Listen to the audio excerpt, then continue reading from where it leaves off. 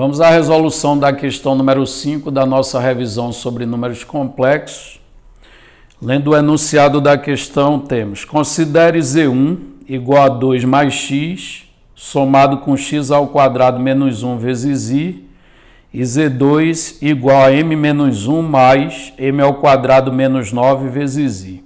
Se Z1 é um número imaginário puro e Z2 é um número real, é correto afirmar que x mais m pode ser igual a letra A, 1, letra B, 2, letra C, 3, letra D, 4. Então vamos à solução da questão. Porém, antes de abordar diretamente a solução, vamos fazer a parte teórica relativa a essa questão, ok? Então, imagina que eu tenha um número complexo, que eu vou chamar de Z, e suponha que esse número complexo ele esteja na sua forma algébrica. A gente diz que um número complexo está na forma algébrica quando ele é escrito na forma A mais BI, certo? Aí, por definição, esse A e B, eles são números reais, ok? E o izinho que aparece ali, por definição, o quadrado dele vale menos 1. Então, esse é o izinho é um número que, quando eu elevo ao quadrado, ele dá igual a menos 1. É chamado de unidade imaginária, ok?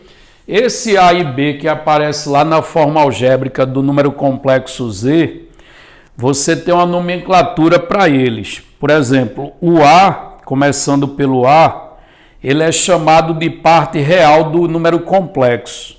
E aí você representa a parte real por RE de Z. Então o A seria a parte real de Z. Enquanto que o B, sem o I, tá certo? Apenas o B, coeficiente do I, o B ele é chamado de parte imaginária de Z. Sabemos que o B é um número real, né? Por definição, foi dito aqui que ele é real. Mas aí o fato dele ser o coeficiente de Z, do I, aí decidiu se chamar o B de parte imaginária do número complexo. Então vamos ver o que é que acontece, por exemplo, quando a parte imaginária do complexo é zero. Ora, se o B for zero, essa parte do BI, 0 vezes I, vai dar zero. Então ela vai desaparecer e aí o Z se torna igual a A. E o A, nós sabemos que ele é um número real. Então, vamos anotar isso. Se a parte imaginária do número complexo ela for igual a zero, a conclusão é que o número complexo Z, como ele vai perder a parte do I, ele vai ser um número real. Então, nesse caso, independente do valor de A, ele vai ser real, mesmo que o A seja zero, né? Porque o A é considerado o zero, melhor dizendo, é considerado um número real. Então, se a parte imaginária do complexo for zero, Z é dito real, independente do valor da parte real dele. Agora vamos supor o contrário, certo? Vamos supor que o A seja zero, ou seja, a parte real é zero. Se o A for zero e o B for zero, certo? Aí eu caio nesse caso aqui, o Z vai ser real, né? Porque aí o Z ele seria igual a zero. Agora, se o A for zero e o B não for, ou seja, se o B não for zero, vai ter a presença do Izinho, tá certo? Mas não vai ter a parte real porque eu estou zerando. E aí, se só tem a parte do I, você chama o complexo de imaginário puro. Ok? Então, quando é que um número complexo ele vai ser imaginário puro? Para ele ser imaginário puro, a parte real do complexo deve ser igual a zero. Agora, ao mesmo tempo, a parte imaginária ela não pode ser zero, ou seja, a parte imaginária de Z ela tem que ser diferente de zero. Então, se a parte real é zero e a imaginária não é, eu garanto a presença somente da parte BI. E aí o complexo é chamado de imaginário puro. Então aqui, completando, então Z, ele é imaginário, ele vai ser imaginário puro. Ok? Agora, quando o complexo ele tem os dois pedaços, tanto a parte real quanto a parte imaginária, ou seja, quando ambas as partes são diferentes de zero, aí como ele tem o i, a gente chama simplesmente de imaginário, ok?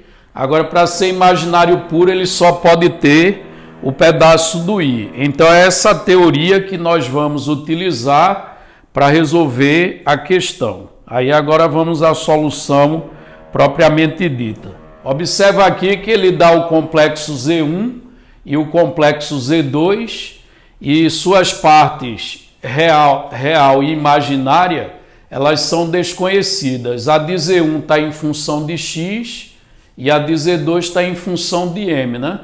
E ele falou no enunciado que Z1 ele é imaginário puro e Z2 é real. Então, de acordo com a teoria que a gente acabou de fazer, para Z1 ser imaginário puro, o que é que tem que acontecer? A parte real, que é 2 mais x, tem que ser zero, ok? E ao mesmo tempo, x ao quadrado menos 1 tem que ser um número diferente de zero, para garantir a presença do i, para ele poder ser chamado de imaginário puro, certo? Aí da primeira equação, a gente conclui que o x é menos 2. E nessa diferença aqui eu não preciso fazer nada, porque o valor que eu encontrei de x não torna isso aqui igual a zero, certo? Quando eu boto menos 2 aqui, fica menos 2 ao quadrado 4, menos 1 dá 3. E 3 é diferente de zero. Então, o valor de x que torna Z1 imaginário puro é x igual a menos 2, tá certo? Então, deixa eu só destacar esse valor de x, ok? E agora vamos calcular o valor de m para que Z2 seja real. Ora, para ele ser real, basta que eu me livre do i. Mas para me livrar do i, a parte imaginária, que é o b, no caso aqui expresso por m ao quadrado menos 9, deve ser igual a zero. E a parte real não preciso me preocupar, porque pode ser qualquer coisa, ok? Então, nesse caso, basta, para Z2 ser real, basta que m ao quadrado menos 9 seja igual a zero. Ora, se m ao quadrado menos 9 é zero, quer dizer que m ao quadrado é 9. E aí os possíveis valores de m que eu elevo ao quadrado para dar 9 são mais ou menos 3. Então, observe que a gente encontrou dois valores para o m e um valor para o x. Aí o que é que a questão pede? A questão pede um possível valor para x mais m. Observe que lá no enunciado, voltando um pouco aqui, ele diz assim, ó, é correto afirmar que x mais m pode ser igual a... Então, voltando lá, quais são os possíveis valores para x mais m?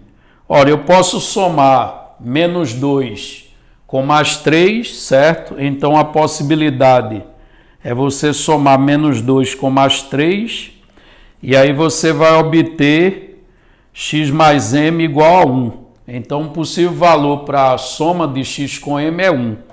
Ou eu posso fazer x mais m da seguinte maneira. Pega o valor de x, que é único, e soma com o outro valor de m, que é menos 3. Ora, quando a gente somar menos 2 com menos 3, isso vai dar menos 5. Então, existem dois possíveis valores para x mais m, ou 1 ou menos 5. Aí, se a gente volta lá nas alternativas, o menos 5 observe que não tem, e a opção 1 encontra-se na letra A. Então, letra A é a alternativa correta da questão.